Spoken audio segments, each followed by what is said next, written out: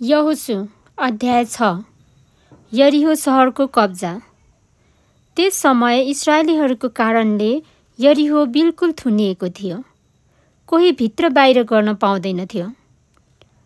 तब परमप्रभुले यहोशूलाई भन्नुभयो, हेर, यरीहो त्यहाँका राजा र वीर योद्धाहरू समेत मैले तेरो बसमा पारिदिएको छु।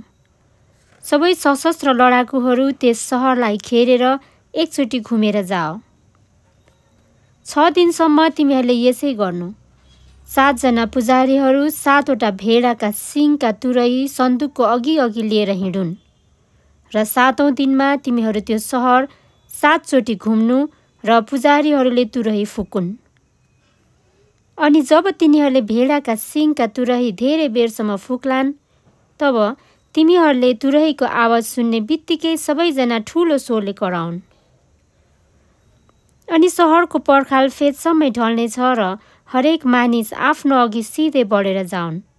यसकारण नूनका छोरा यहोशूले पुजारीहरूलाई बोलाएर भने, करारको सन्दुक उठाओ र 7 जना पुजारी भेडाका सिङका 7वटा तुरही भिरेर परमप्रभुका सन्दुकको अगाडि हिँडुन्। अनि तिनले मानिसहरूलाई भने, अगाडि बढेर सहरको चारैतिर घुमेर जाओ। हतियार बोक्नेहरू चाहिँ परमप्रभुको सन्दुक अघि अघि हिँडुन्। यहोशूले यी कुरा मानिसहरूलाई भनिसकेपछि 7 जना पुजारी भेडाका सिङका 7वटा तुरही बोकेर परमप्रभुको अगाडि हिँडे र आफ्नो तुरही फुक्दै अघि बढ्न लागे। परमप्रभुका करारको सन्दुक चाहिँ तिनीहरूको पछि लाग्यो। हतियार बोक्ने मानिसहरू चाहिँ तुरही फुक्ने पुजारीहरूका अगाडि हिँडे र पछाडिकाहरू चाहिँ सन्दुकको पछि हिँडे अनि पुजारीहरू तुरही फुक्दै हिँडे। तर यहोशूले मानिसहरूलाई यसो भनेर अराए, जुन दिनसम्म म तिमीहरूलाई कराउने आज्ञा दिन्न, तिमीहरू नकराउनु, तिमीहरूको स्वरै पनि नसुनियोस्, तिमीहरूका मुखबाट पनि केही वचन ननिकाल्नु। मैले कराउनु भनेपछि मात्र कराउनु। यसरी तिनले परमप्रभुको सन्दुकलाई सहरको वरिपरि एकचोटि घुमाए र तिनीहरू छाउनीमा आए र त्यहीँ बास बसे। यहोशू बिहान सबेरै उठे र पुजारीहरूले परमप्रभुको सन्दुक उठाए।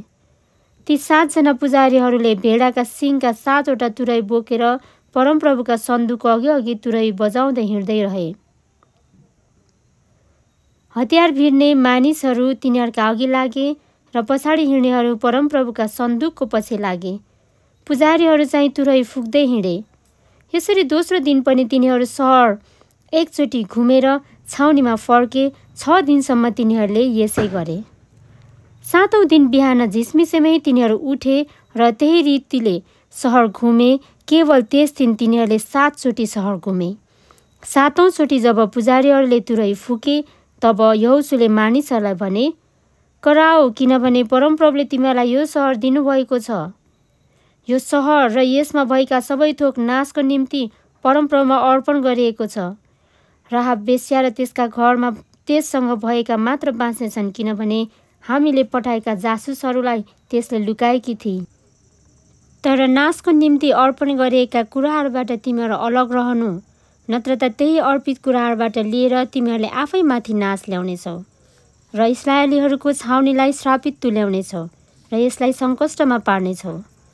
तर सबै सुन, चाँदी र काँसाका र फलामे भाँडाहरू परमप्रभुका निम्ति पवित्र छन्, तिनीहरू परमप्रभुको भण्डारमा जानुपर्नेछ। जब पुजारीहरूले तुरही फुके, तब मानिसहरू कराए र तुरहीको आवाज सुनिने बित्तिकै जब तिनीहरू ठुलो स्वरले कराए, त्यो पर्खाल फेदसम्मै घरलम्म ढल्यो अनि हरेक मानिस आफ्नो सिधै अघि बढ्यो। तिनीहरू सबै सहरमा पसे र त्यो कब्जा गरे। अनि तिनीहरूले त्यो सहर परमप्रभुमा अर्पण गरे र सहरभित्र रहेका पुरुष, स्त्री, जवान, बुढा र गोरु, भेडा र गधा सबैलाई तरवारले नाश गरे। अनि यहोशूले त्यसको जासुस गर्न जाने ती 2 जनालाई भने, त्यस वेश्याको घरमा जाओ र तिनीहरूले त्यससित शपथ खाएअनुसार त्यस स्त्री र त्यससँग भएका सबैलाई त्यहाँबाट निकाल। तब ती जासुस गर्न जाने युवकहरू गए र राहाबलाई र त्यसका बुबा आमा, दाजुभाइ र त्यससँग भएका सबैजना, त्यसका सबै नातेदारलाई बाहिर ल्याए र तिनीहरूले उनीहरूलाई इस्राएलको छाउनीदेखि बाहिर राखे। तब तिनीहरूले त्यो सहर र त्यहाँभित्र भएका यावत थोक आगोले जलाइदिए। केवल सुन, चाँदी र काँसाका र फलामे भाँडाकुँडाहरू तिनीहरूले परमप्रभुका घरको भण्डारमा राखे। तर राहाब वेश्या, त्यसका बुवाका परिवार र त्यससँग भएका सबैजनालाई यहोशूले बचाइदिए, किनभने यहोशूले यरीहोमा जासुसी गर्न पठाएका दूतहरूलाई त्यसले लुकाएकी थिए अनि आजसम्म इस्राएलीहरूका बीचमा नै त्यो रहेकी छे। त्यसै समय यहोशूले तिनीहरूलाई शपथ खुवाएर यसो भने, जो यो यरीहो सहर बनाउन खडा हुन्छ त्यो परमप्रभुको अघि श्रापित होस्। यसको जग बसाल्दा त्यसको जेठो छोरो मर्नेछ, आफ्नो कान्छो छोरोको मूल्यमा यसको मूल ढोका बसालिनेछ।